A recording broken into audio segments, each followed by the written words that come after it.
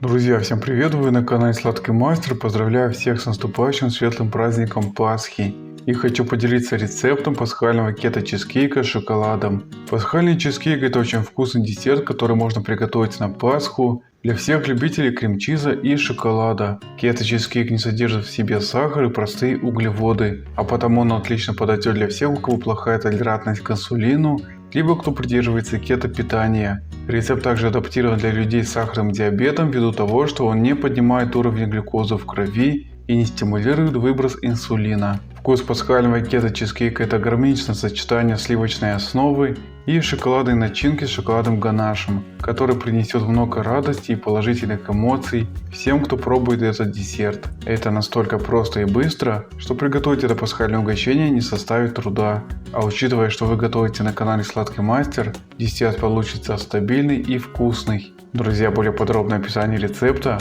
а также особенности и мерные значения по продуктам смотрите в рекомендациях, которые я всегда оставляю под каждой публикацией. Творожный сыр из холодильника вымешиваю на низких оборотах миксера, чтобы он стал мягкий. Желатиновые пластины замачиваю в холодной воде.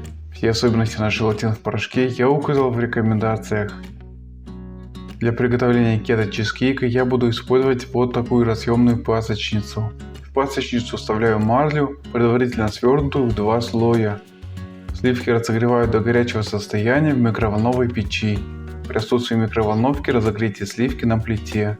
Всыпаю эритритол, перемешиваю лопаткой, чтобы эритритол основательно растворился в сливках. Набухший желатин отжимаю от воды. Погружаю набухший желатин в теплые сливки. Перемешиваю, чтобы желатин растворился. В творожный сыр добавляю натуральный ванильный экстракт. Недолго перемешиваю миксером. В творожный сыр вливаю теплые сливки. Перемешиваю смесь миксером, чтобы получилась однородная творожно-сливочная смесь. Невымешанные остатки снимаю со стен чаши с силиконовой лопаткой.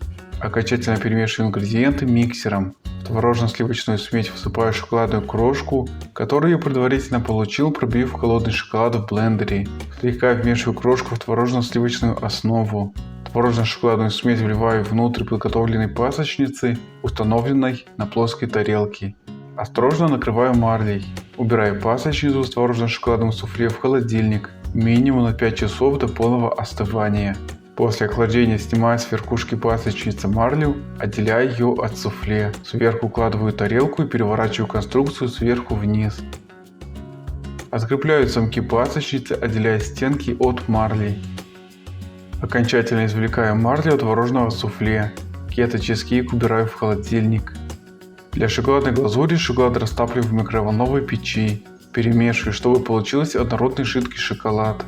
Теплые сливки, которые я предварительно разогрел, вливаю в горячий шоколад. Перемешиваю ингредиенты до получения однородного шоколадного ганаша.